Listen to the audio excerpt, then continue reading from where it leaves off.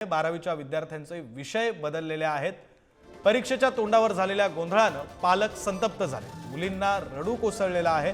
2 दिवसावर परीक्षा आली असताना विद्यार्थ्यांना काय करावं हे कळेनासे। 2 दिवस असताना हॉल तिकीट दिलं, त्यावर वेगळेच विषय आल्यानं विद्यार्थी संभ्रमात आहेत। कोल्हापुरातला हा सगळा प्रकार परीक्षेच्या तोंडावर गोंधळ निर्माण झालाय आणि त्यामुळे विद्यार्थी सध्या संभ्रमात आहेत। पालकांना सुद्धा नेमकं काय करावं हे कळत नाही। कोल्हापुरातला हा सगळा प्रकार आहे। 12वीच्या हॉल तिकीटवर वेगळेच विषय आल्यानं विद्यार्थी संभ्रमात आहेत। विद्यार्थ्यांना अक्षरशः रडू कोसळले।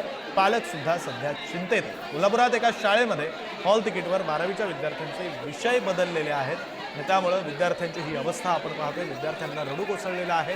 विद्यार्थ्यांना खरं तर अश्रू अनावर झालेत। वर्षभर विद्यार्थ्यांनी केलेली मेहनत असते आणि आता परीक्षा तोंडावर असताना 12वीच्या हॉल तिकीटवर विषयच वेगळे आले तर त्या विषयांचा अभ्यास झालेला नसतो आणि त्यामुळे विद्यार्थ्यांनी आता नेमकं काय करावं हा प्रश्न विद्यार्थ्यांसमोर असतो।